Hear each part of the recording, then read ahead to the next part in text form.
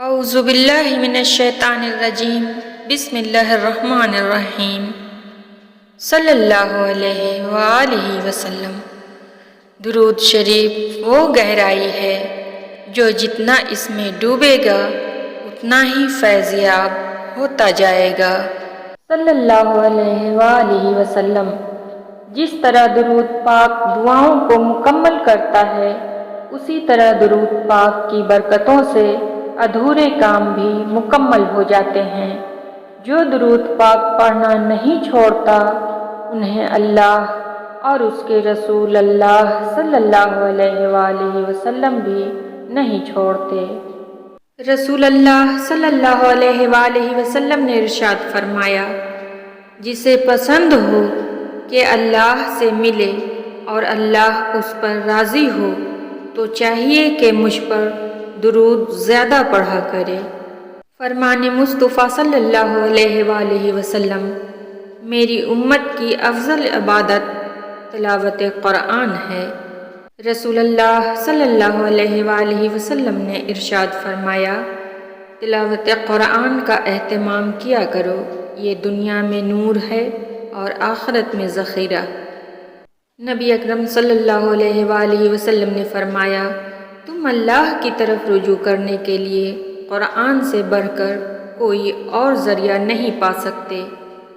حضرت محمد مصطفیٰ صلی اللہ علیہ وآلہ وسلم نے فرمایا، افضل ایمان یہ ہے کہ تمہیں اس بات کا یقین ہو کہ تم جہاں بھی ہو خدا تمہارے ساتھ ہے۔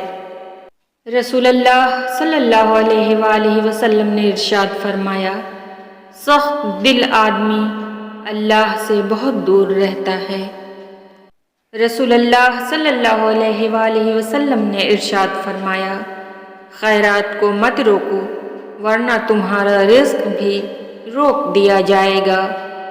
نبی کریم صلی اللہ علیہ وآلہ وسلم نے ارشاد فرمایا، بندے کو اللہ کے ذکر سے بڑھ کر عذاب سے بچانے والی کوئی چیز نہیں ہے۔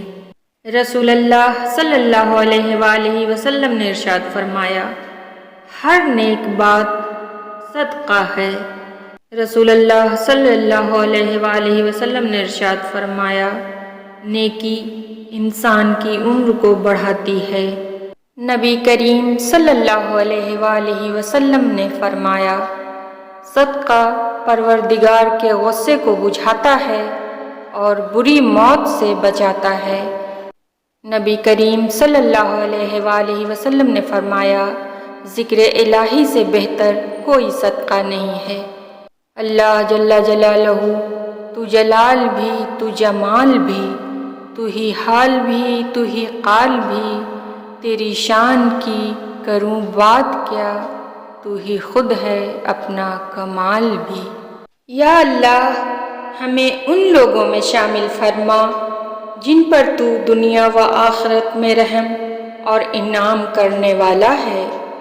یا اللہ، ہمارے دل کو ہمیشہ ایمان سے آباد رکھنا، آمین۔ یا اللہ، میرا اور میری اولاد کا دل اپنی عبادت کی طرف پھیر دے، آمین۔